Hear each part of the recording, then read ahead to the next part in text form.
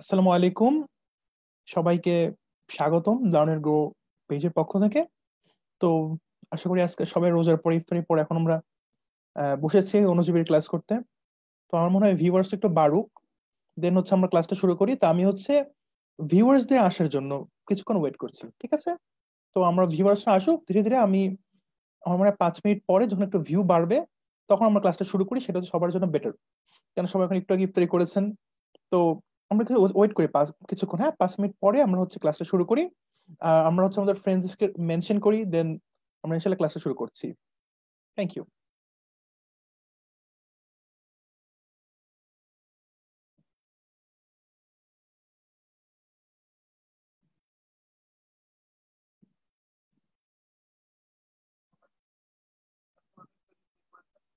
তো আমরা ওয়েট করি পরে আমরা শুরু করি। আমরা হচ্ছে আমাদের friends কে mention করি, then ইনশাল্লাহ class শুরু করি।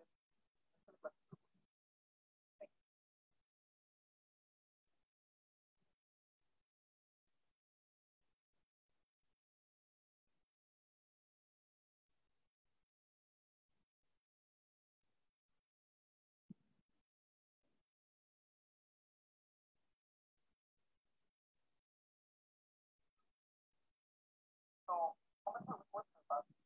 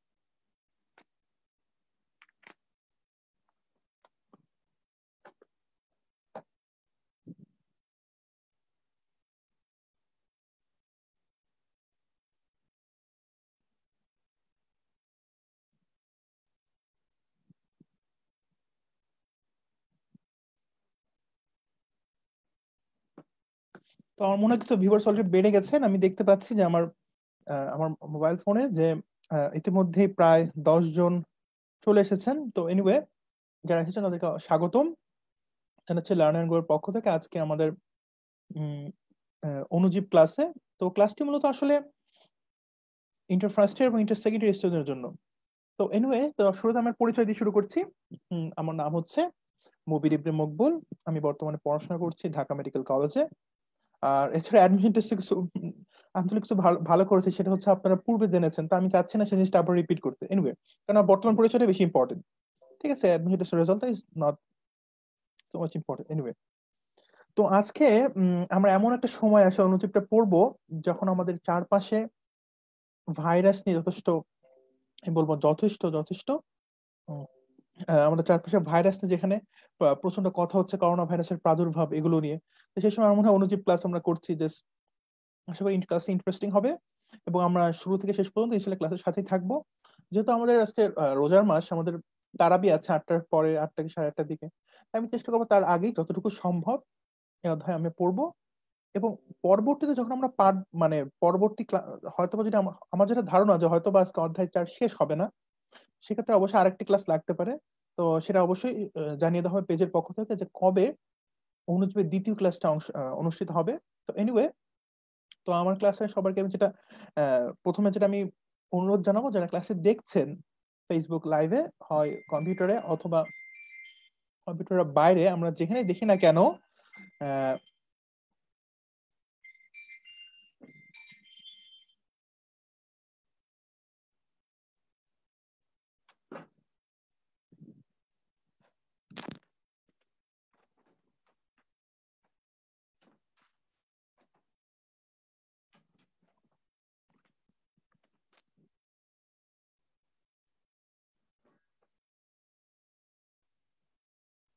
তো তো আমরা হচ্ছে এখন অধ্যায়টি শুরু করব। তো যারা ক্লাসটি দেখছেন, অর্থাৎ সেটা হচ্ছে ইন্টারমিডিয়েট ফার্স্ট ইয়ার আর ইন্টারমিডিয়েট সেকেন্ড ইয়ারের স্টুডেন্টরা, তাদের জন্য আমি বলবো যে intermediate first year second year স্টুডেন্টরা তারা অবশ্যই ক্লাসটি করার আগে অবশ্যই তোমাদের বইটি হাতে নাও, ঠিক আছে? অর্থাৎ আমাদের বোটানি রেফারেন্স বুক হিসেবে আমরা কিন্তু আবুল হাসান স্যারের বইটিকে ফলো করে থাকি। তাহলে হচ্ছে আমরা সবার আগে আবুল হাসান স্যারের বইটি নিব।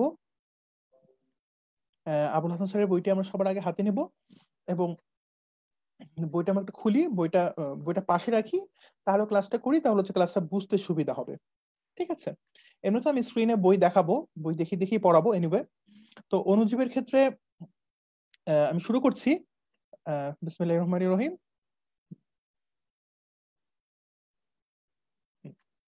আচ্ছা, তাহলে অণুজীবের ক্ষেত্রে হচ্ছে আমরা প্রথমে অধ্যায়ের নামটি পড়বো। আমরা অধ্যায়ের নাম হচ্ছে মাইক্রো অর্গানিজম বা মাইক্রোব, এবং এই অধ্যায়ে আমরা যেগুলো নিয়ে আলোচনা করে থাকি সেগুলো হচ্ছে ভাইরাস, ব্যাকটেরিয়া এবং ম্যালেরিয়া পরজীবী, ঠিক আছে?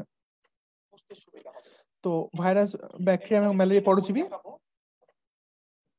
তো এখানে একটা কথা হচ্ছে যে ভাইরাস কিন্তু আসলে অণুজীব বলাটা অনেকে কিন্তু সাপোর্ট করে থাকেন না, কারণ ভাইরাস জীব নাকি জ্বর সেটা কিন্তু আমরা জানি না। এমনকি ভাইরাস খানকে মাইক্রো অর্গানিজম বলে মানতে চান না, কারণ ভাইরাসকে অর্গানিজম বলা অনেকেরই পছন্দ না। তাহলে সেক্ষেত্রে আমরা যখন মাইক্রো অর্গানিজম বলবো, বাস্তবিক পক্ষে মাইক্রো অর্গানিজম বলতে আমরা বুঝবো ব্যাকটেরিয়া, ম্যালেরিয়া পরজীবী এগুলো। যখন আমরা মাইক্রোব বলবো, মাইক্রোবের সংজ্ঞার মধ্যে হচ্ছে ভাইরাস, ব্যাকটেরিয়া সবই পড়ে যায়। তো আমি এটা আরেকবার ক্লিয়ার করি, আমি আরেকটা বার রিপিট করছি আমি কি বলতে চাচ্ছি বা আমি কি বোঝাতে চাচ্ছি। আমি যেটা বোঝাতে চাচ্ছি সেটা হচ্ছে যে ভাইরাস জীব নাকি জ্বর সেটা নিয়ে আমাদের মতভেদ আছে। তাই ভাইরাসকে অনেকে অণুজীব বলতে চান না, অনেকে ভাইরাসকে মাইক্রো অর্গানিজম বলতে চান না। যখন আমরা মাইক্রোব বলবো তখন সবগুলো ইনক্লুডেড, সেটা হচ্ছে virus included, bacteria included, malaria পরজীবী ইনক্লুডেড। তার অর্থ হচ্ছে যে আমাদের এই অধ্যায়ের যে শিরোনাম বা টাইটেল সেটা হওয়া উচিত ছিল মাইক্রোব, অর্থাৎ আমাদের অধ্যায়ের শিরোনাম মাইক্রো অর্গানিজম হওয়া উচিত ছিল না, বা আমাদের অধ্যায়ের শিরোনাম অণুজীব হওয়া উচিত ছিল না, ঠিক আছে?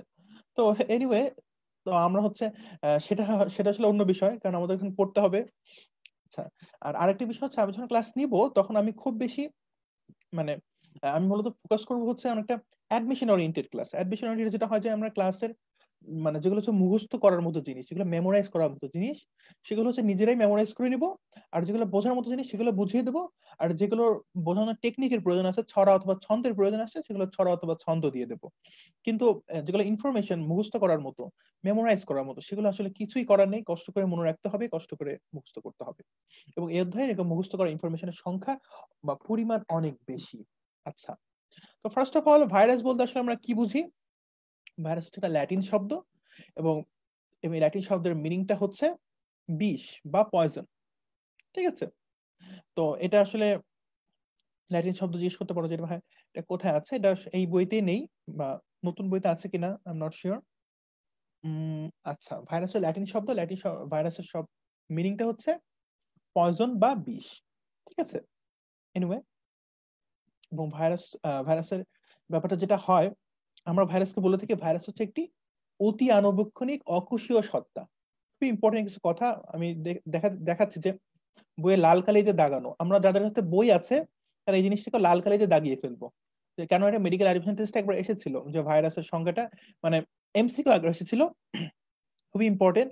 ভাইরাস হলো নিউক্লিক অ্যাসিড ও প্রোটিন আবরণ দিয়ে গঠিত অকোষীয় অতি আণুবীক্ষণিক সত্তা বা বাধ্যতামূলক পরজীবী জৈব কণা, যা জীবদেহের অভ্যন্তরে সক্রিয় হয়ে রোগ সৃষ্টি করে কিন্তু জীবদেহের বাইরে নিষ্ক্রিয় অবস্থায় বিরাজ করে। তার মানে হচ্ছে যে ভাইরাসে কি থাকবে, যে নিউক্লিক অ্যাসিড এবং প্রোটিন থাকবে, বাট তারা কি অকোষীয়, মানে তাদেরকে আমি নন সেলুলার, তারা কিন্তু একটা কোষ যে গঠন করব, আমরা কি জানি একটা কোষে কি কি থাকতে পারে? কোষ প্রাচীর, কোষ ঝিল্লি, দেন কি থাকতে পারে? নিউক্লিয়াস থাকতে পারে, সাইটোপ্লাজম থাকতে পারে, কোষে অঙ্গাণু লাগবে, মাইটোকন্ড্রিয়া লাগবে, গোলগি বডি লাগবে, এন্ডোপ্লাজম রেটিকুলাম লাগবে। তো ভাইরাসের ক্ষেত্রে আমরা সেগুলো দেখতে পাই না। যেহেতু আমরা দেখতে পাই না, সেই জন্য আমরা এটাকে অকোষীয় বলে থাকি। এবার আমরা বলে থাকি অতি আণুবীক্ষণিক। কেন আমরা অতি আণুবীক্ষণিক বলছি? আমরা এই কারণেই অতি আণুবীক্ষণিক বলছি, কারণ যেটা আমরা মাইক্রোস্কোপেও দেখতে পারবো না। মাইক্রোস্কোপে যদি দেখা যেত সেটাকে আমরা বলতাম আণুবীক্ষণিক, আর যে জিনিসটা মাইক্রোস্কোপে দেখা যাবে না সেটা কি হবে? অতি আণুবীক্ষণিক, ঠিক আছে? তার অর্থ হচ্ছে যে তাহলে তাহলে আনুবীক্ষণিকের যদি একটা উদাহরণ দিতে বলি, খুব সুন্দর একটা উদাহরণ কি হবে? ব্যাকটেরিয়া, ঠিক না? ব্যাকটেরিয়া কিন্তু আনুবীক্ষণিক, বাট ভাইরাস হচ্ছে অতি আনুবীক্ষণিক বা আলট্রা মাইক্রোস্কোপিক, যেটা অণুবীক্ষণ যন্ত্রের নিচেও দেখা সম্ভব না। এবং কি বলা হচ্ছে যে বাধ্যতামূলক পরজীবী জৈব কণা, অর্থাৎ তারা এমন একটা পরজীবী, এমন এক ধরনের পরজীবী যেটা বাধ্যতামূলক, মানে কোনোভাবেই তারা নিজেদের উপর নির্ভরশীল হতে পারবে না। তাদেরকে জীবন ধারণ করতে গেলে অবশ্যই অন্য একটি পরজীবীর উপরে নির্ভর করতে তারা বাধ্য, এবং যা জীবদেহের অভ্যন্তরে সক্রিয় হয়ে রোগ সৃষ্টি করে কিন্তু জীবদেহের বাইরে নিষ্ক্রিয় অবস্থায় বিরাজ করে। অর্থাৎ তারা জীবদেহের অভ্যন্তরে যখন থাকে তখনই তারা জীবনের লক্ষণ প্রকাশ করে, কিন্তু জীবদেহের বাইরে যখন তারা থাকে তখন কিন্তু তারা জীবনের লক্ষণ প্রকাশ করতে পারে না। ঠিক আছে, তাহলে ভাইরাস সংজ্ঞাটা আসলে আমার আমার মনে হয় আমি বুঝতে পেরেছি। ভাইরাস হলো নিউক্লিক অ্যাসিড ও প্রোটিন আবরণ দিয়ে গঠিত অকোষীয় অতি আণুবীক্ষণিক সত্তা বা বাধ্যতামূলক পরজীবী জৈব কণা, যা জীবদেহের অভ্যন্তরে সক্রিয় হয়ে রোগ সৃষ্টি করে কিন্তু জীবদেহের বাইরে নিষ্ক্রিয় অবস্থায় থাকে। আচ্ছা, গেল। তো এরপরে যেগুলো আসলে মূলত এরপর হচ্ছে আমাদের যে আহ, এই পেজটা রয়েছে যে 129 বা 129। তো 129 নম্বর পেজটা আসলে পুরোটাই মেমোরাইজ করার জিনিস, এখানে আসলে বোঝার কিচ্ছু নেই, কিচ্ছু নেই। অনেকগুলো সাধারণ বিজ্ঞানীর নাম। আর প্রশ্ন হচ্ছে ভাই এটা পড়তে হবে কিনা, আমার কথা হচ্ছে এটা পড়তে হবে, পড়তে হবে এবং খুব কষ্ট করে মনে রাখতে হবে, কিচ্ছু করার নেই।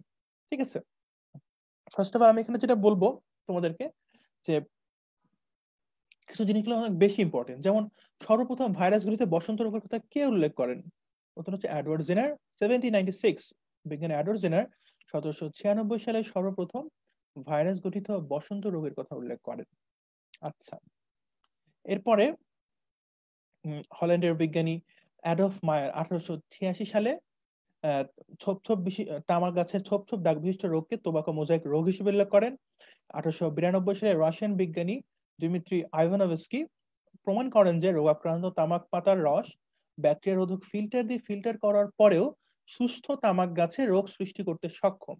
তো এখানে আসলে সায়েন্স, এটা হচ্ছে বোঝার জিনিস আছে যে আমরা তখনকার সময়ে ব্যাকটেরিয়া রোধক ফিল্টার বলে একটা কথা ছিল, অর্থাৎ আমরা যে পানির যে ফিল্টার দেখি সেই সময় কিন্তু এরকম ফিল্টার টাইপের কিছু একটা ছিল যাতে ব্যাকটেরিয়া ছাকা যেত। তা আমরা জানি যে ভাইরাস কিন্তু ব্যাকটেরিয়া থেকে সাইজে ছোট, তাহলে আমি যদি ব্যাকটেরিয়া রোধক ফিল্টারে যদি ভাইরাসকে ছাকতে চাই, অবশ্যই ছাকা সম্ভব না, কারণ ভাইরাস তো ব্যাকটেরিয়া থেকেও ছোট। তো সেই জিনিসটা আসলে দেখা যায় যে ব্যাকটেরিয়া রোধক ফিল্টার দিয়ে ছাকার পরেও সেখান থেকে রোগ সৃষ্টি হওয়া সম্ভব। তখন ধরে নেওয়া হয় যে এর ভিতরে এমন কিছু সত্তা আছে যা ব্যাকটেরিয়া থেকেও ছোট, কিন্তু তা রোগ সৃষ্টি করতে পারে। তো সেখান থেকে আসলে ভাইরাসের কনসেপ্টটা এসেছে। তো এই জন্য হচ্ছে দিমিত্রি আইভানোভস্কিকে ভাইরাসের আবিষ্কারক হিসেবে চিহ্নিত করা হয়। আমরা এই লাইনটি দাগাবো, বইয়ের বোল্ড লাইন। ভাইরাসের আবিষ্কারক হিসেবে চিহ্নিত করা হয় কাকে? বিজ্ঞানী দিমিত্রি আইভানোভস্কি। আচ্ছা, এরপর ইম্পর্টেন্ট ইনফরমেশনটা হচ্ছে আমাদের বিজ্ঞানী স্ট্যানলি যেটা করেছিলেন যে ভাইরাসকে উনি কি করেছিলেন, কেলাসিত করেছিলেন। তো তো এখানে, এবং এটা খুবই ইম্পর্টেন্ট কারণ হচ্ছে যে উনি কিন্তু এই তার আবিষ্কারের জন্য নোবেল পুরস্কার পেয়েছিলেন। ঠিক আছে,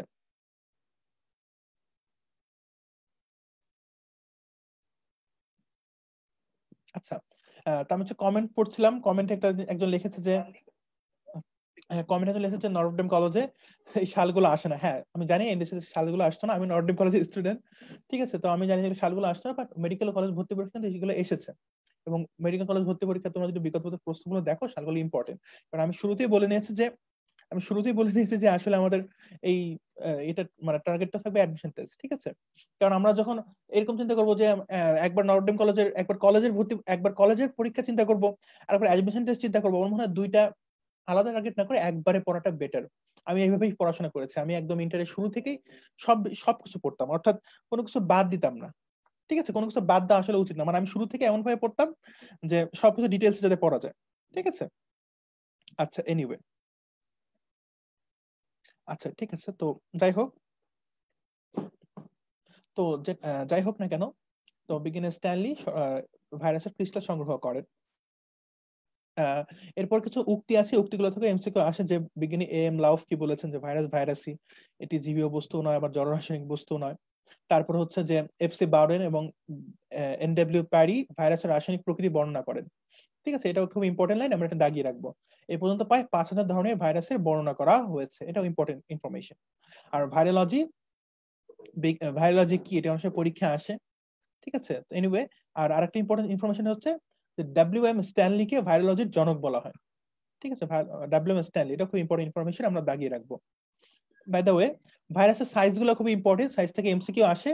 ভাইরাসের সাইজ হচ্ছে 8 থেকে 300 ন্যানোমিটার, আর ভাইরাস সাধারণত 12 ন্যানোমিটার থেকে 300 ন্যানোমিটার। তো দেখো এখানে আমাদের কি হচ্ছে যে সাংঘর্ষিক ইনফরমেশন, একবার বলা হচ্ছে যে 8 থেকে 300 ন্যানোমিটার, একবার বলা হচ্ছে 12 থেকে 300 ন্যানোমিটার। এন্ড কোশ্চেন হচ্ছে পরীক্ষা আসলে কি করব।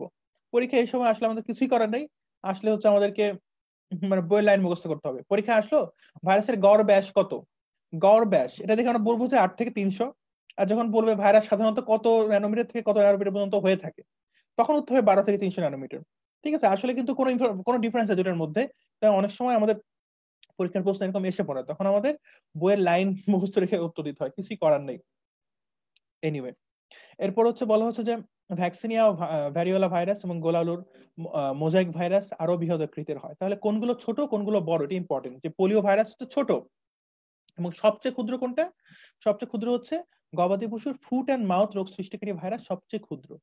তাহলে কোনটা সবচেয়ে ক্ষুদ্র? গবাদি পশুর ফুট অ্যান্ড মাউথ রোগ সৃষ্টিকারী ভাইরাস সবচেয়ে ক্ষুদ্র।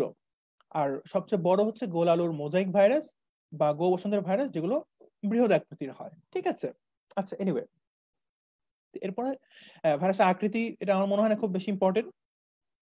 ভাইরাসের প্রকৃতির ক্ষেত্রে কিছু উক্তি আছে, উক্তিগুলো আমরা পড়বো। বিজ্ঞান লাউফের উক্তি ছিল এরকম: ভাইরাস জীব নয়, জড়বস্তু নয়, ভাইরাস ভাইরাসই। পরীক্ষায় প্রায় আসে যে এ ভাইরাস ইজ এ ভাইরাস, এটা কে বলেছিলেন? বিজ্ঞানী লাউফ। ঠিক আছে, এরপর আমরা পড়বো হচ্ছে ভাইরাসের জড় রাসায়নিক বৈশিষ্ট্য এবং জীব জীবীয় বৈশিষ্ট্য। তো জড় রাসায়নিক বৈশিষ্ট্য, জীব বৈশিষ্ট্য অনেক সময় এমসিকিউ তে আসে যে নিচের কোনটি ভাইরাসের জড় রাসায়নিক বৈশিষ্ট্য নয়, বা নিচের কোনটি ভাইরাসের জীবীয় বৈশিষ্ট্য নয়।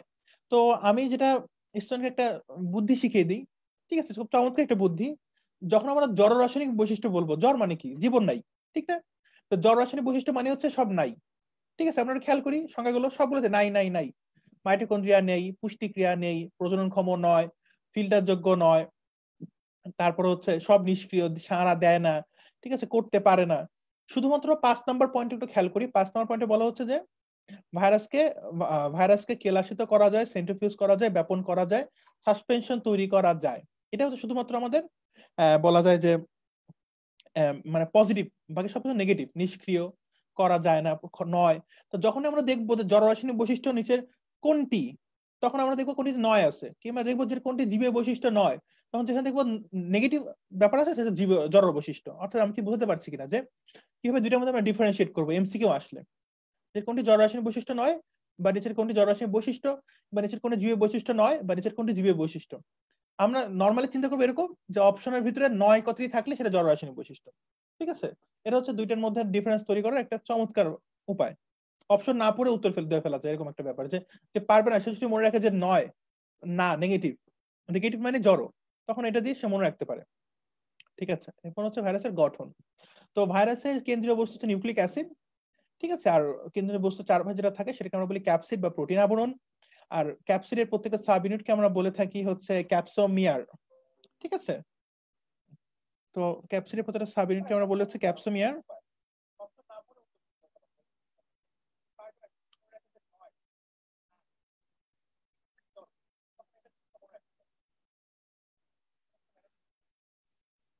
আচ্ছা, এনিওয়ে,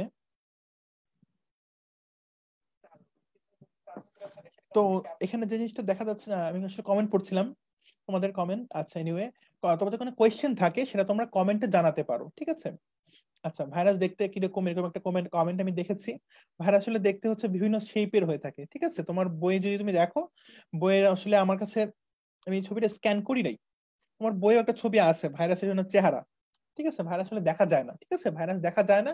আমরা হচ্ছে এক্সট্রা ক্রিস্টালোগ্রাফি করে ভাইরাস একটা শেপ আঁকার চেষ্টা করি, বাট আসলে ভাইরাস দেখা যায় না। ঠিক আছে, আমরা ক্রিস্টালোগ্রাফি করে আমরা দেখেছি বিভিন্ন গোলাকার আছে, তারপর দণ্ডাকার আছে, অনেক রকম শেপ আছে, আমাদের সামনে আসবে, সেগুলো আমরা জানতে পারবো। ঠিক আছে, তো ভাইরাসের ভৌত গঠনে কেন্দ্রে থাকে হচ্ছে নিউক্লিক অ্যাসিড, যা ডিএনএ বা আরএনএ দিয়ে গঠিত। আর কেন্দ্রীয় বস্তুকে ঘিরে চারপাশে ক্যাপসিড বা প্রোটিন আবরণ, এবং এই সাব ইউনিটকে বলা হচ্ছে ক্যাপসোমিয়ার।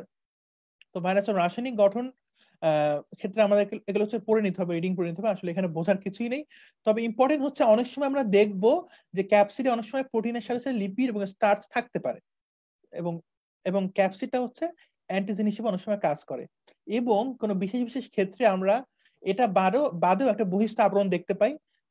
এবং এটা আসলে লিপিড বা লিপোপ্রোটিনের স্তর, এগুলোকে বলা হয় পেপলোমিয়ার।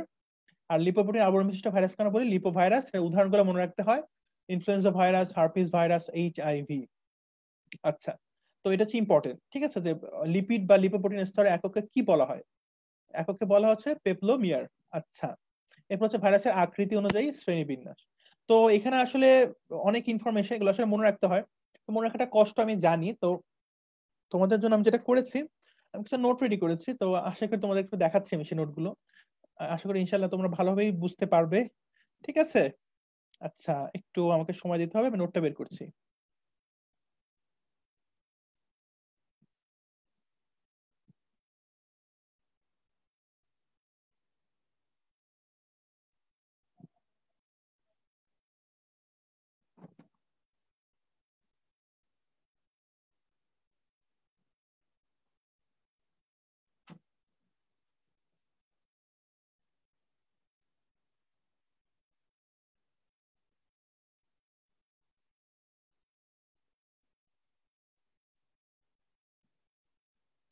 তো আমি হচ্ছে নোটটা একটু বের করছি। তো নোটটা তোমরা দেখো। এই তো বের হয়ে গেছে আমাদের সেই নোটটা, যেটা কথা আমি বলছিলাম। হ্যাঁ, তো নোটটা হচ্ছে দন্ডাকার ভাইরাস। ফার্স্ট অফ অল, যথেষ্ট বই আছে, একটু খেয়াল করি আমরা যে দন্ডাকার ভাইরাসের জন্য আমি যে নোটটা রেডি করেছি, এটা ছন্দটা হচ্ছে টিএমভি আম্মা। টিএমভি আম্মা অর্থাৎ টোবাকো মোজাইক ভাইরাস। আত হচ্ছে আলফা আলফা মোজাইক ভাইরাস। আর মাথ হচ্ছে মামস ভাইরাস। তো আশা করি তুমি দেখতে পাচ্ছ, ঠিক আছে? তোমার হচ্ছে, আচ্ছা আচ্ছা, হ্যাঁ, ওয়ান থিং, তোমরা হচ্ছে এটার স্ক্রিনশট তুলে রাখো। আমি যে জিনিসগুলো পড়াচ্ছি, এই নোটগুলো পড়বে তোমরা নাও পেতে পারো, তাহলে হচ্ছে তোমরা এই স্ক্রিনে যে দেখাচ্ছে স্ক্রিনশট গুলো তুলে রাখো, ঠিক আছে? সবাই মোবাইল থেকে স্ক্রিনশট তুলে রাখো, সবাই মোবাইল থেকে স্ক্রিনশট তুলে রাখো। আমি যে নোটগুলো দিচ্ছি বা যে ছন্দগুলো লিখছি, এগুলো তোমরা স্ক্রিনশট তুলে রাখো, তাহলে তোমাদের কাছে এগুলো হারিয়ে যাবে না, তোমাদের কাছে এটা থাকবে, ঠিক আছে? যে আমি যে ছন্দগুলো দিব এখন, কারণ এই অধ্যায়ে প্রচুর ইনফরমেশন, ছন্দ দিয়ে হচ্ছে আমাদের মনে রাখতে হবে, ঠিক আছে? আচ্ছা, তো দন্ডকার ভাইরাস হচ্ছে টিএমভি আম্মা। আহ, আর আত হচ্ছে আলফা আলফা মোজাইক ভাইরাস। মাথ হচ্ছে মাউস ভাইরাস। দেন হচ্ছে আসবে আমাদের গোলাকার ভাইরাস। গোলাকার ভাইরাসের ক্ষেত্রে যে উদাহরণ, গোলাকার ভাইরাসের অনেক লম্বা লিস্ট সেখানে। তো সেটা আমি যেটা মনে রাখি, সেটা হচ্ছে পলির টিএইচআইভি দ্বারা ডেঙ্গু হয়েছে। পলির টিএইচআইভি দ্বারা ডেঙ্গু হয়েছে। পতে পোলিও, টিতে টিআইভি বা Tipula adhesion virus. HIV, dengue তো ডেঙ্গুই, এটা বলা কিছুই নেই। আচ্ছা, এরপর হচ্ছে ঘনক্ষেত্রাকার ভাইরাস। ঘনক্ষেত্রাকার ভাইরাস মনে রাখার টেকনিকটা হচ্ছে হ্যাভি, হারপিস, আর ভতে ভ্যাকসিনিয়া। আশা করি তোমরা মনে রাখতে পারবা, ঠিক আছে? এগুলো স্ক্রিনশট তুলে ফেলো তোমরা, স্ক্রিনশট তুলে এগুলো সেভ করে রাখো। আচ্ছা, দেন হচ্ছে সিলিন্ড্রিক্যাল ভাইরাস। সিলিন্ড্রিক্যাল ভাইরাসের উদাহরণ হচ্ছে আমাদের মতে হচ্ছে মটর স্ট্রিক ভাইরাস, আর রসতে হচ্ছে ইবোলা ভাইরাস, ঠিক আছে? সিলিন্ড্রিক্যাল ভাইরাসের উদাহরণ কি? মই, মানে ছন্দটা হচ্ছে মই, মটর স্ট্রিক ভাইরাস এবং ইতে ইবোলা ভাইরাস। আর ডিএনএ, আচ্ছা, গেল। এগুলো হচ্ছে আমাদের ভাইরাসের শেপ অনুসারে, আমরা যখন শেপ অনুসারে করব, তখন জিনিসগুলো আমরা এইভাবে পড়বো। আচ্ছা, তাহলে আমরা আমরা বইতে ফিরে যাই। বইতে ছিল হচ্ছে আকৃতি অনুযায়ী বিভিন্ন শ্রেণীবিন্যাস, সেগুলো মেডিকেল ভর্তি পরীক্ষা, HSC পরীক্ষা, কলেজের পরীক্ষা, অভ্যন্তরীণ পরীক্ষা, সব পরীক্ষায় খুবই খুবই বারবার এসে থাকে। তো দন্ডাকার ভাইরাসের উদাহরণ তো আমি বলে ফেলেছি অলরেডি, যে টিএমভি আম্মা, মানে এটা ছন্দ। গোলাকার ভাইরাস উদাহরণ বলেছে যে পলি টিএইচআইভি দ্বারা ডেঙ্গু হয়েছে। ঘনক্ষেত্রকার ভাইরাসের উদাহরণ হিসেবে আমরা বলেছি হ্যাভি, অর্থাৎ হার্পিস ভাইরাস এবং ভ্যাকসিনিয়া ভাইরাস। দেন ব্যাঙাচি আকারের ভাইরাসের উদাহরণ হিসেবে আমরা মনে রাখবো যে T2, T3, T4, অর্থাৎ সকল টি যুক্ত ভাইরাস হচ্ছে আমাদের ব্যাঙাচি আকৃতির ভাইরাস। আর সিলিন্ড্রিক্যাল বা সূত্রাকার ভাইরাসের ছন্দ হচ্ছে মই, মটর স্ট্রিক ভাইরাস এবং ইবোলা ভাইরাস। আর ডিম্বাকার ভাইরাস যেটা, ডিম্বাকার ভাইরাসের ক্ষেত্রে আমরা উদাহরণ হিসেবে মনে রাখবো ইনফ্লুয়েঞ্জা ভাইরাস। আচ্ছা আচ্ছা, আমার কথা কি তাড়াতাড়ি হয়ে যাচ্ছে না? এটাকে আমি কমেন্টে জানতে চাচ্ছি যে আমার কথা কি আমি স্লো বলবো, আমি কি খুব তাড়াতাড়ি কথা বলে ফেলছি? যদি আমি খুব তাড়াতাড়ি কথা বলে ফেলি, এটা একটু কমেন্টে জানাতে হবে যে আমি একটু স্লো পড়াবো, কিংবা কোনো জিনিস আমি একটু রিপিট করবো, এটা আমাকে দয়া করে কমেন্টে জানানো হোক, ঠিক আছে? আমি কমেন্টে পড়ছি, তো তোমাদের কাছে কোনো কিছু তাড়াতাড়ি মনে হচ্ছে কিনা, আমার কথা বুঝতে সমস্যা হচ্ছে কিনা, তারপর হচ্ছে কোনো কিছু আমি রিপিট করবো কিনা, এগুলো একটু কমেন্টে জানাও। আমি কমেন্ট গুলো পড়ছি কিন্তু একটু পর পর, ঠিক আছে?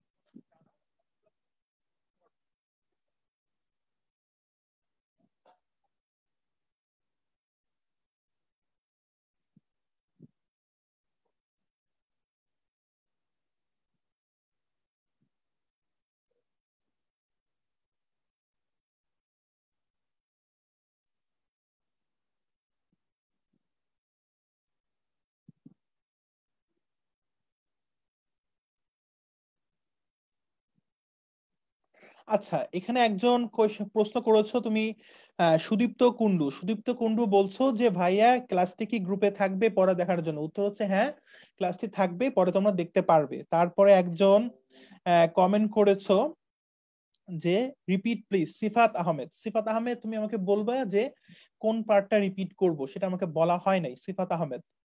আচ্ছা, তারপরে হচ্ছে নাবিল হাসান, তুমি আমাকে বলছো যে নোটটা আরেকবার শো করা যাবে কিনা, নোটটা আরেকবার শো করা যাবে কিনা, এটা হচ্ছে এখানে একজন প্রশ্ন করেছো তুমি। আচ্ছা, নোটটা আরেকবার শো করা যাবে কিনা, এটা একজন বলেছো আমাকে। তো নোটটা হচ্ছে আমি একবার শো করছি, অবশ্যই আমি একবার না বারবার শো করব, প্রয়োজন হলে তোমাদের নোটটা আমি ড্রাইভ লিংক হিসেবে কমেন্টে আমি দিয়ে দেবো, নো প্রবলেম। আর আচ্ছা, আরেকজন জিজ্ঞেস করেছে কোয়াইট ওকে ভাইয়া continue, K M Ikhtiyar, thank you ভাইয়া, আমি কন্টিনিউ করছি। আচ্ছা, তারপরে হচ্ছে আহ, একজন বলেছে লেকচার স্পিড ঠিক আছে। আচ্ছা, ঠিক আছে, তো থ্যাংক ইউ তোমাদের রিভিউ গুলোর জন্য। তো আমি হচ্ছে ক্লাসে ফিরে যাচ্ছি, পড়াশোনায় ফিরে যাচ্ছি আবারও, ঠিক আছে। আচ্ছা, তাহলে আমাদের কি ছিল যে আকৃতি অনুযায়ী ভাইরাসের শ্রেণী বিভাগ, দণ্ডাকার, গোলাকার, ঘনক্ষেত্রাকার, ব্যাঙাচি আকার, সিলিন্ড্রিক্যাল বা সূত্রাকার এবং ডিম্বাকার। তো এগুলোর জন্য যে নোটটা রেডি করেছিলাম, এটা আরেকবার দেখাই আমি তোমাদের জন্য।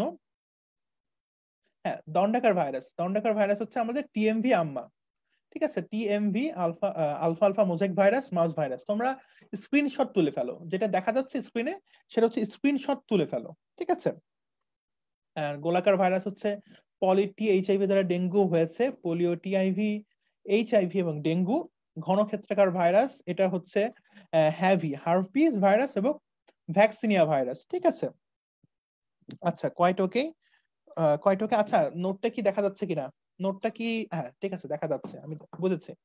তো ঘনক্ষেত্রাকার ভাইরাস, আচ্ছা আচ্ছা, একজন বলেছো যে সব লেসন কি শেষ করা হবে ভাইয়া? জি হ্যাঁ, আমরা তো সব লেসন শেষ করব, বাট আজকে শেষ হবে না হয়তো বা, কারণ আজকে তারাবি আছে আমাদের, ঠিক আছে, তারাবি আছে। তো বাট কন্টিনিউ হবে, আমি তোমাদের সাথে আছি, লার্ন এন্ড গ্রোর সাথে আছি, নো প্রবলেম। তোমরা নিয়মিত লার্ন এন্ড গ্রো পেজটা ফলো করবে, আমি ছাড়া অন্যান্য ভাইয়াও ক্লাস নিবে, বুয়েটের ভাইয়া ক্লাস নিবে, ঠিক আছে। আচ্ছা, তো ঘনক্ষেত্রাকার ভাইরাস, হ্যাভি হার্পিস ভ্যাকসিন এবং সিলিন্ড্রিক্যাল ভাইরাস হচ্ছে মটোরিস্টিক ভাইরাস এবং ইবোলা ভাইরাস। সিলিন্ড্রিক্যাল ভাইরাসের উদাহরণ মটোরিস্টিক ভাইরাস এবং ইবোলা ভাইরাস। তো আমরা হচ্ছে এটার তুলে ফেলি, স্ক্রিনশটটা তুলে ফেলি। আচ্ছা, এরপর হচ্ছে আমরা বইয়ে ফিরে যাই।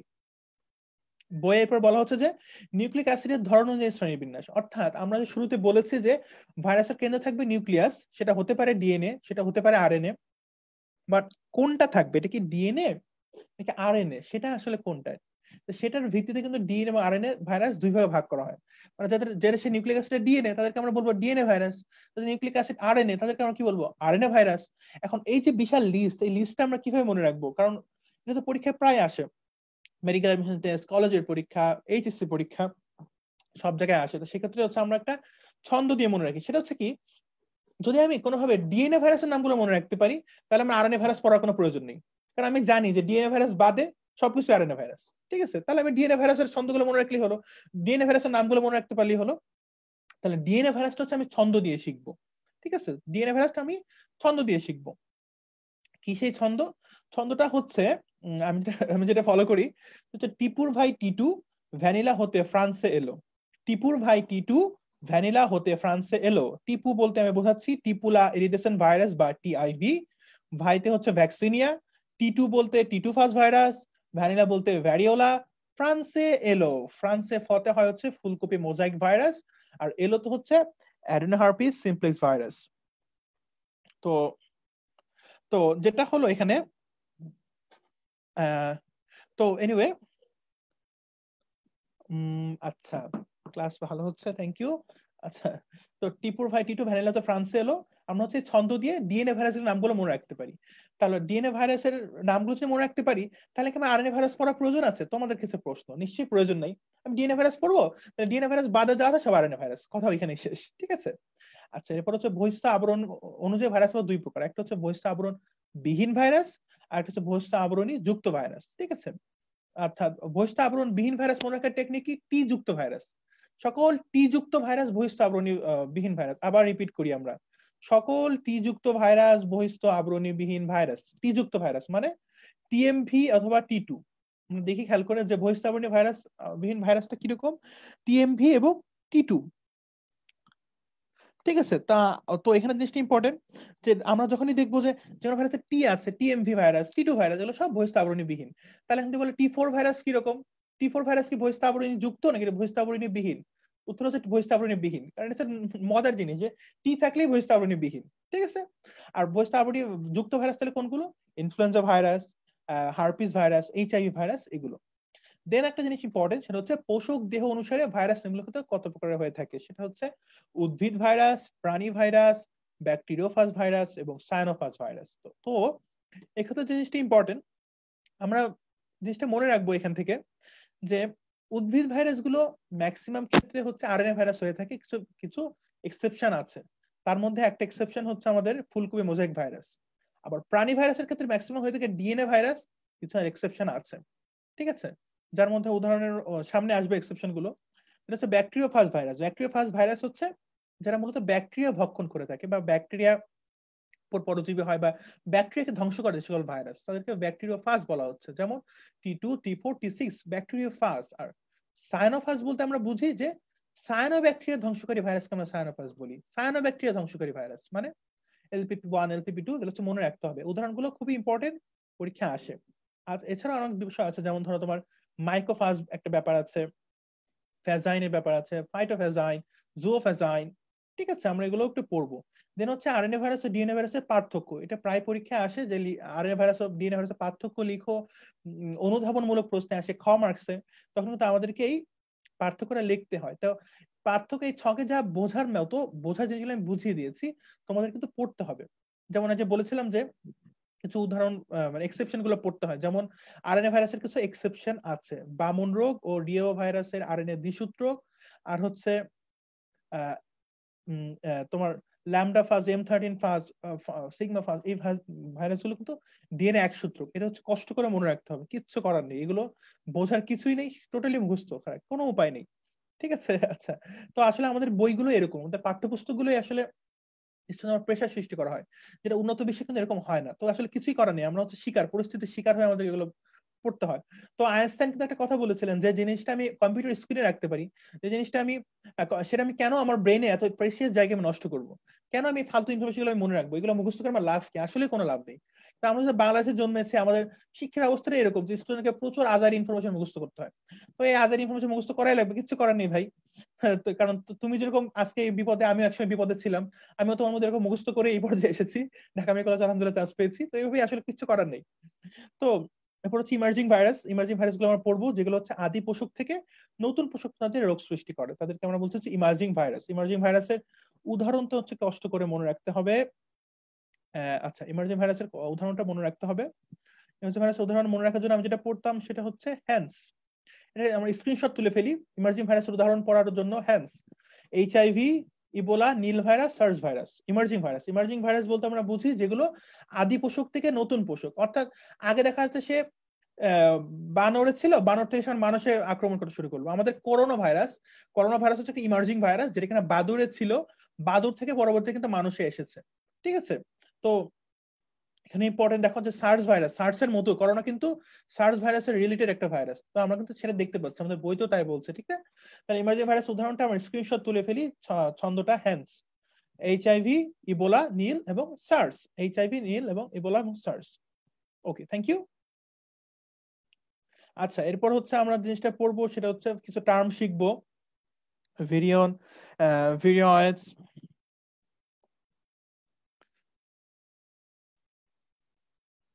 আচ্ছা,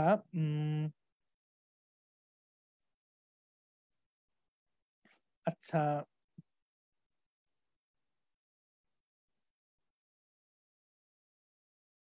আচ্ছা, বুঝতে পেরেছি। একজন প্রশ্ন করেছো ভাইয়া, সিফাত আহমেদ, তুমি লিখেছো হচ্ছে ভাইয়া বায়োলজি মনে থাকে কিভাবে, আমি তো 7 দিন পর ভুলে যাই। আচ্ছা, তুমি ভাই ভুলে যাও। শোনো, তো একটা জিনিস আমি সবসময় মনে রাখবা যে repetition is the secret of learning. তুমি যত বেশি রিপিট করবা তত বেশি শিখতে পারবা। তো তুমি যত বেশি রিপিট করবা তত বেশি শিখতে পারবা। সেজন্য আমি বলবো যে তুমি ভাই পড়াটা রিপিট করো, বারবার পড়ার চেষ্টা করো, ইনশাল্লাহ শিখে যাবে, নো প্রবলেম, ভয় পাবার কিছু নেই। তোমার মতো সবাই, এই প্রবলেম আমারও হয়েছে। ঠিক আছে, এই প্রবলেম আমারও হয়েছে, নো প্রবলেম। তুমি ভাই অসাহারেও না, তুমি নিয়মিত পড়াশোনা করো, ইনশাল্লাহ ভালোই করবা।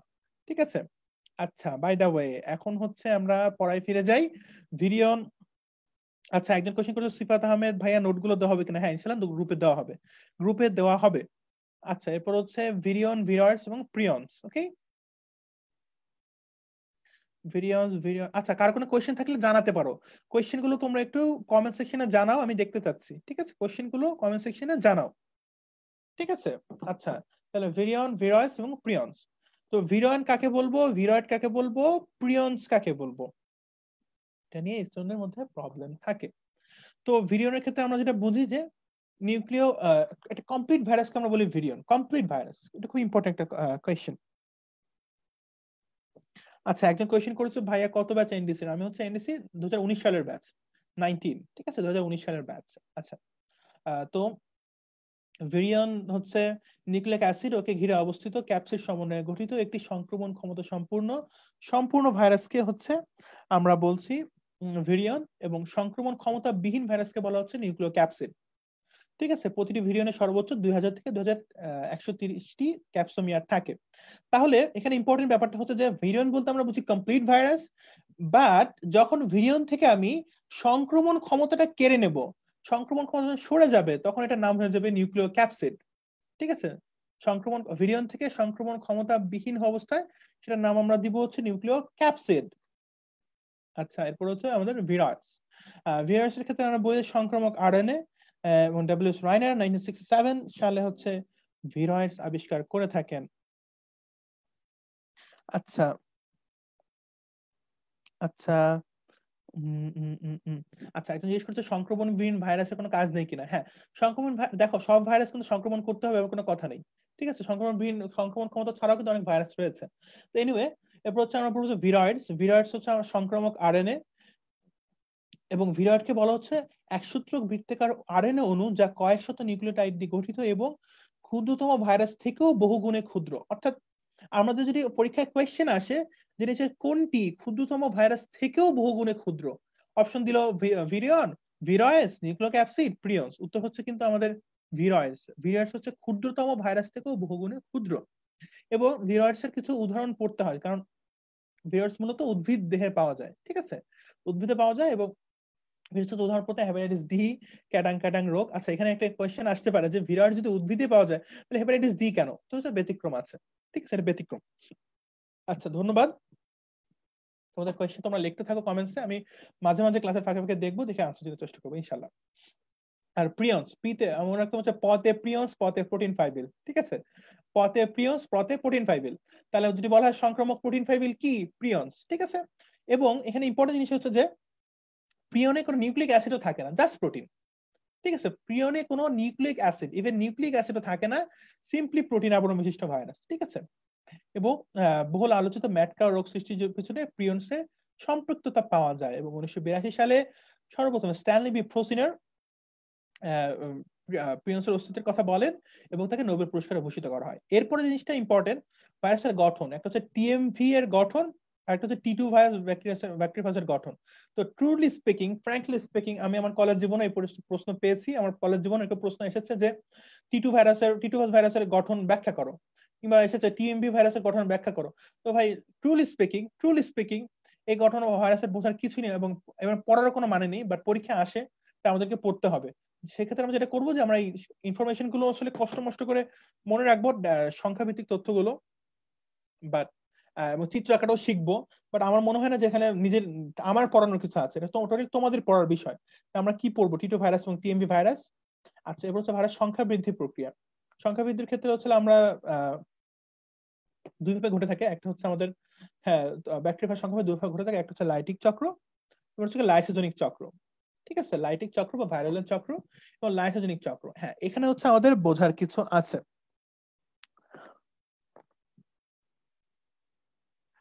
আচ্ছা, আচ্ছা, তোমাদের কমেন্ট পড়ছিলাম আমি। কমেন্টে একজন লিখেছো যে ভাইয়া প্রোটিন ফাইব্রিল কি ভাই? প্রোটিন ফাইব্রিল কি ভাই? আচ্ছা, আচ্ছা, শোনো, প্রোটিন ফাইব্রিল হচ্ছে আমরা বুঝি যে প্রোটিনের চেইন। ঠিক আছে, অনেকগুলো প্রোটিন যখন মিলে একসাথে থাকে তখন আমরা বলি যে প্রোটিন ফাইব্রিল। আচ্ছা, এরপর একজন বলেছো নাবিল হাসান, নাবিল হাসান, তোমার কমেন্ট আমি পড়েছি। তুমি লিখেছো যে ভাইয়া একসাথে বই বোঝা ও বই দাগানো কঠিন হয়ে যাচ্ছে। আচ্ছা ঠিক আছে, থ্যাংক ইউ ভাইয়া বলার জন্য। আমি বুঝতে পারছি তোমার তোমার কষ্ট হচ্ছে। তো নো প্রবলেম। আমি এই যে দাগানো বই যেটা দেখছো, এটা আমি তোমার আমার ক্লাসটা শেষে কমেন্ট বক্সে আমি কমেন্টে দিয়ে দেবো, নো প্রবলেম। কিংবা গ্রুপে দিয়ে দেবো, ক্লাস নোট গ্রুপে দিয়ে দেওয়া হবে, দাগানো বইয়ের ছবিগুলো বইয়ে দিয়ে দেওয়া হবে। তোমরা ক্লাসে কনসেন্ট্রেট করো, ঠিক আছে? হ্যাঁ ঠিক আছে। তো একজন বলেছে যে ভাইয়া দাগানো বইয়ের পিক গ্রুপে দিলে ভালো হয়। হ্যাঁ আমি দিব, নো প্রবলেম। নো প্রবলেম, দিয়ে দেওয়া হবে, দিয়ে দেওয়া হবে। ঠিক আছে, থ্যাংক ইউ। দিয়ে দেওয়া হবে, ঠিক আছে, দেওয়া হবে। ওকে, থ্যাংক ইউ। তো লাইটিক চক্র এবং লাইসোজেনিক চক্র। তো লাইটিক চক্র লাইসোজেনিক চক্রের ক্ষেত্রে আমরা এটা হচ্ছে পরীক্ষায় প্রায় আসে, ঠিক আছে? অর্থাৎ আমরা আমরা বলি যে কলেজের পরীক্ষা, এইচএসসি পরীক্ষা, মেডিকেল মেডিকেল পরীক্ষা আসলে আসার সুযোগ নেই এমসিকিউ যেহেতু, বাট কলেজের পরীক্ষা এবং এইচএসসি পরীক্ষা বারবার আসে সিকিউতে। তো এই ক্ষেত্রে পড়ার জন্য যে আমি প্রথমে বলি যে কয়টা ধাপ সেটা মনে রাখা। তো ফার্স্টের ধাপটা হচ্ছে সংযুক্তি বা পৃষ্ঠ লগ্নি ভ্রমণ বা অ্যাটাচমেন্ট। আমার কাছে যেটা মনে হয় যে বাংলাটা বেশি কঠিন, ইংরেজিটা সহজ।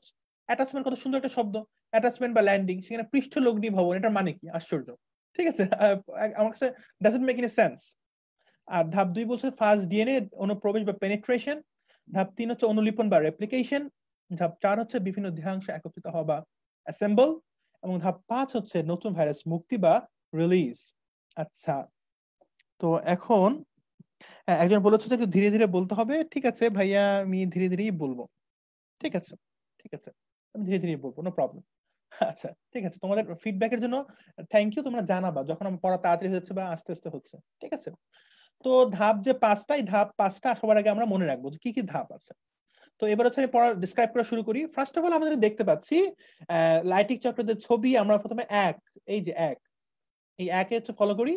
একে দেখা যাচ্ছে যে একটা একটা ব্যাকটেরিয়া, সেই ব্যাকটেরিয়াতে সর্বপ্রথম একটি ব্যাকটেরিওফাজ ভাইরাস এসে আক্রমণ করলো এবং তার যে কোষ প্রাচীর, সেই কোষ প্রাচীরে এটি এসে কি আবদ্ধ হলো। এটাকে আমরা বলছি হচ্ছে পৃষ্ঠ লগ্নি ভবন বা অ্যাটাচমেন্ট বা ল্যান্ডিং, ঠিক আছে?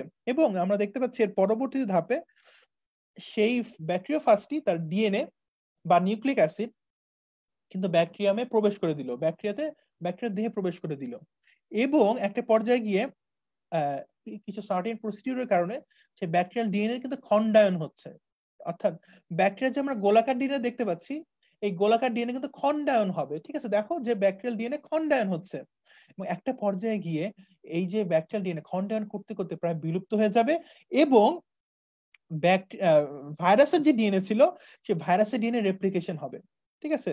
অর্থাৎ ফার্স্ট ডিএনএ এর সংখ্যা বৃদ্ধি হবে, ফার্স্ট ডিএনএ এর সংখ্যা বৃদ্ধি হবে এবং পরবর্তী ধাপে ভাইরাসের নিজ বডির মেকানিজমের কারণে সেখানে আমরা হেড, টেইল, স্পর্শক তন্তু প্রভৃতি জিনিস তৈরি হতে থাকবে, ঠিক আছে?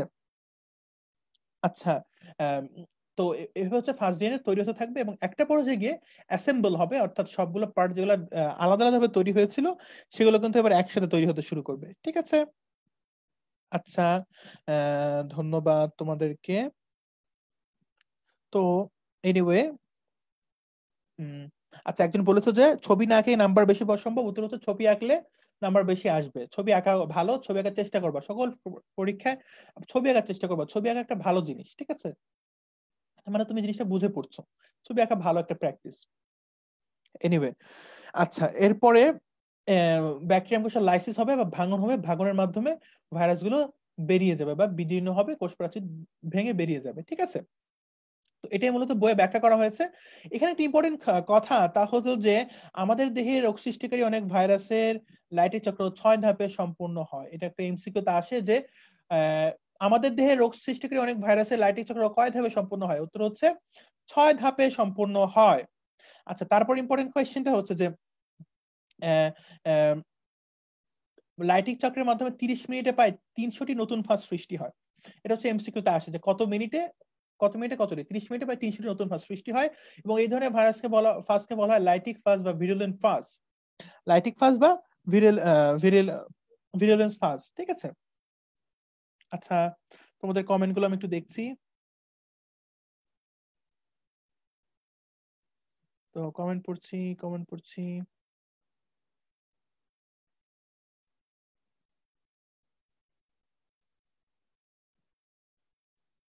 আচ্ছা, Let me see your comments.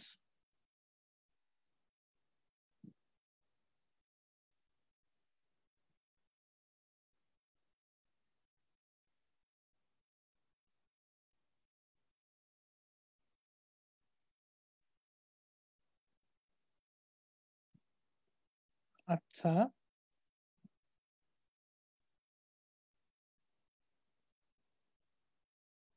আচ্ছা, তো বলা হচ্ছে যে ভিরুলেন্ট ফাজ বা লাইটিক ফাজ, এরপর হচ্ছে আমরা বলবো কি যে পোষক ভাইরাস, পোষক ব্যাকটেরিয়া থেকে আক্রমণ করার পর থেকে যে সময় পর্যন্ত পূর্ণাঙ্গ অপত্য ভাইরাস সৃষ্টি না হয় সে সময়কে আমরা বলছি ইক্লিপস কাল। এটা পরীক্ষা আসে যে ইক্লিপস কাল বলতে কি বুঝো, ইক্লিপস কাল সংজ্ঞা দাও। তারপর হচ্ছে আমরা পড়বো লাইসোজেনিক ফাজ, লাইসোজেনিক চক্র। লাইসোজেনিক চক্রটা খুবই ইজি, শুধুমাত্র আমরা যে জিনিসটা এখান থেকে ইম্পর্টেন্ট তা হচ্ছে যে লাইটিক চক্রে যেমন আমরা দেখি লাইসিস বা ভাঙন ঘটিয়ে ভাইরাসগুলো মুক্তি পায়, লাইসোজেনিক চক্রে আমরা সেরকম মুক্তি পাই না। ঠিক আছে, অর্থাৎ উইদিন দ্য ব্যাকটেরিয়াম ভাইরাসটা মুক্তি না পেয়ে সংখ্যা বৃদ্ধি করতে থাকে। ঠিক আছে, পর্ব যখন প্রয়োজন হয় তখন সে এখানে মুক্তি পেয়ে থাকে। তো লাইসোজেনিক চক্রটা খুব ইম্পর্টেন্ট যে ল্যামডা ফাজ এবং P1 ফাজ M13 ফাজে লাইসোজেনিক সাইকেল হয়ে থাকে। ধাপ কয়টা? ধাপ হচ্ছে দুইটা। আর এখানে ইম্পর্টেন্ট কোয়েশ্চেন যে ব্যাকটেরিয়ার ডিএনএ এর সাথে ভাইরাস ডিএনএ একসাথে যুক্ত হলে আমরা প্রোফাজ বলি, প্রোফাজ। ঠিক আছে, আচ্ছা ভাই আজান হচ্ছে, তো আজানের জন্য আসলে আমি চাচ্ছিলাম বিরতি দিতে, বাট বিরতি দিলে মনে হয় অনেক স্টুডেন্ট আবার এখান থেকে প্রবলেম মানে কনফিউজ হয়ে যাবে। তো আসলে কিছুই করার নেই, পড়াতে হচ্ছে, কিছু করার নেই। আচ্ছা, লাইটিং চক্র লাইসোজেনিক চক্রের ডিফারেন্সটা আমরা পড়বো। এটা পরীক্ষা প্রায় আসে যে লাইটিং চক্রের ডিফারেন্স এবং লাইসোজেনিক চক্রের ডিফারেন্সটা কি। ঠিক আছে, ভাইরাসের উপকারিতা অপকারিতা, এটা ভাই একদম রিডিং পড়ার মতো যে বিষয়। কি কি রোগ আছে, তো কি পড়তে হবে সেটা আমি একটু বলে দিই। ঠিক আছে, কি কি পড়তে হবে। ফার্স্ট অফ অল আমাদেরকে পড়তে হবে ইবোলা ভাইরাসের ব্যাপারটা। ইবোলা ভাইরাসের 2 থেকে 21 দিন, খুব ইম্পর্টেন্ট। 2 থেকে 21 দিন, 2 থেকে 21 দিন, ইম্পর্টেন্ট কোয়েশ্চেন। জিকা ভাইরাস পড়তে হবে, কোন ভাইরাসের কারণে জিকা ভাইরাস হয়ে থাকে, সরি মানে কোন মশার কারণে জিকা ভাইরাস হয়ে থাকে। একটা হচ্ছে এডিস অ্যাজেপ্টি আর Aedes albopictus, Aedes aegypti, Aedes অ্যালবোপিক্টাস। ঠিক আছে, এরপরে হচ্ছে আমরা পড়বো মাইক্রোসেফালি, কোন ভাইরাসের কারণে মাইক্রোসেফালি রোগ হয়ে থাকে, সেটা হচ্ছে জিকা ভাইরাস। আচ্ছা, এরপরে হচ্ছে নিপা ভাইরাস, নিপা ভাইরাস প্যারামিক্সোভিরিডাই গোত্রের ভাইরাস। আচ্ছা, হ্যাঁ, তারপর নিপা ভাইরাসের ক্ষেত্রে আমরা পড়বো যে কোন পরিবারভুক্ত ভাইরাস প্যারামিক্সোভিরিডাই। এগুলো আসলে এমসিকিউ এর কোয়েশ্চেন। ঠিক আছে, এমসিকিউ এর জন্য আমরা পড়বো। দেন সোয়াইন ফ্লুর ক্ষেত্রে কি হয়, সাবটাইপ H5N1, H1N1, এগুলো হচ্ছে পড়তে হয় ভাই, কষ্ট করে মনে রাখতে হবে, কিচ্ছু করার নাই, কিচ্ছু করার নাই। চিকুনগুনিয়ার ক্ষেত্রে আমরা পড়বো chikungunya, Aedes aegypti, Aedes albopictus, Aedes aegypti, Aedes albopictus. Then হচ্ছে হিউম্যান হার্পিস ভাইরাস রেডনি গোত্রের ভাইরাস গেল। এবার ভাইরাসের উপকারিতা অপকারিতা। উপকারিতার ক্ষেত্রে 3টা পয়েন্ট খুব ইম্পর্টেন্ট। কোন কোন ভাইরাস থেকে টিকা তৈরি করা হয়, কোন কোন ভাইরাস থেকে ব্যাকটেরিয়া, কোন কোন ভাইরাসকে আমরা ব্যাকটেরিওফাজ ভাইরাস ব্যবহার করা হয়, এগুলো কিন্তু খুবই ভাই ইম্পর্টেন্ট জিনিস, আমাদের কষ্ট করে মনে রাখতে হবে। ঠিক আছে, তো বসন্ত, পোলিও, প্লেগ, জলাতঙ্ক থেকে টিকা তৈরি করা যায়, জন্ডিস। ঠিক আছে, আর ব্যাকটেরিওফাজ হিসেবে ব্যবহৃত হয় কোনগুলো, কলেরা, টাইফয়েড এবং আমাশয়। কলেরা, টাইফয়েড এবং আমাশয় ব্যাকটেরিওফাজ হিসেবে ব্যবহৃত হয়। ঠিক আছে, ইন্টারফেরন। আচ্ছা, এই ছকটা হচ্ছে খুবই ইম্পর্টেন্ট, খুবই খুবই খুবই ইম্পর্টেন্ট একটা ছক। এই ছকটা আমরা সবাই মুখস্থ করে ফেলবো, বারবার পড়ে পড়ে আমরা ছকটা মুখস্থ করে ফেলবো। ছকটা ইম্পর্টেন্ট, তার চেয়েও বেশি ইম্পর্টেন্ট, তার চেয়েও বেশি ইম্পর্টেন্ট, বলতে পারে একদম 3 স্টার, 4 স্টার, 5 স্টার। আমি ছকটা পুরোপুরি দেখাচ্ছি। এই ছকটা, এই ছকটা সবচেয়ে বেশি ইম্পর্টেন্ট। ঠিক আছে, এখান থেকে এমন কোনো বছর নেই যে মেডিকেলে প্রশ্ন আসেনি এখন পর্যন্ত। ঠিক আছে, এই ছকটা আমরা বলতে পারো একদম মুখস্থ করে খেয়ে ফেলতে হবে। ঠিক আছে, এই ছকটা এত ভালোভাবে জানতে হবে, এই ছকটা খুবই ভালোভাবে শিখতে হবে আমাদেরকে। ঠিক আছে, এনিওয়ে, এরপর আমরা পড়বো হচ্ছে ভাইরাসগত রোগ সমূহ। এর মধ্যে আমাদের সবচেয়ে যে জিনিসটা ইম্পর্টেন্স দিয়ে পড়তে হচ্ছে আমাদের হেপাটাইটিস ভাইরাস। ঠিক আছে, তো হেপাটাইটিস ভাইরাস আসলে মূলত যকৃতের একটা রোগ। ঠিক আছে, হেপাটাইটিস রোগটাই হচ্ছে মূলত যকৃতের রোগ। আচ্ছা, নিউ কমেন্টস।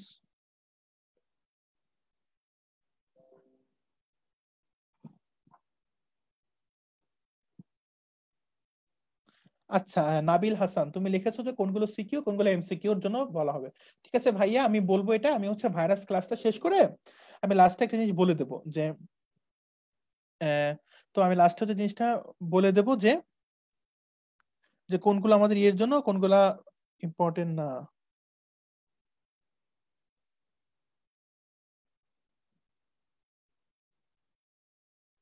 আচ্ছা, এখানে ঠিক আছে ভাইয়া, আমি বলে দিচ্ছি, নো প্রবলেম, নো প্রবলেম।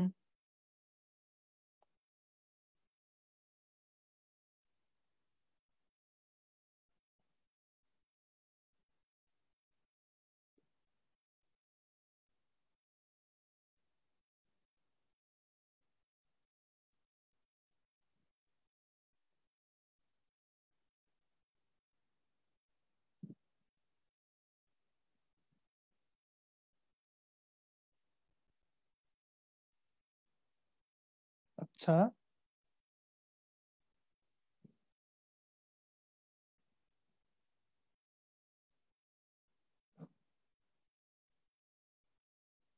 আচ্ছা আচ্ছা, ঠিক আছে ঠিক আছে, থ্যাংক ইউ। আমি তো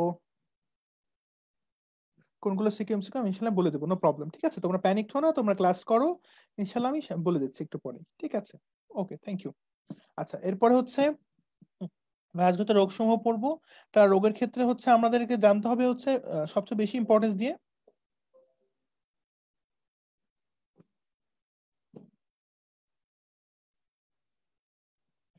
তো রোগের ক্ষেত্রে হচ্ছে হেপাটাইটিস ভাইরাসের ক্ষেত্রে আমরা যেগুলো পড়বো, রোগের কারণ বা কোনটাকে তুষের আগুন বলা হয়, হেপাটাইটিস সি ভাইরাস গুলো হচ্ছে তুষের আগুন বলা হয়।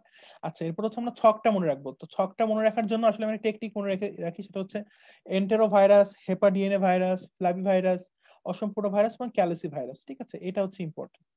তো এটার জন্য আমি যে ছন্দ ইউজ করি, ছন্দটা হচ্ছে, আমি দেখাচ্ছি একটু ছন্দটা।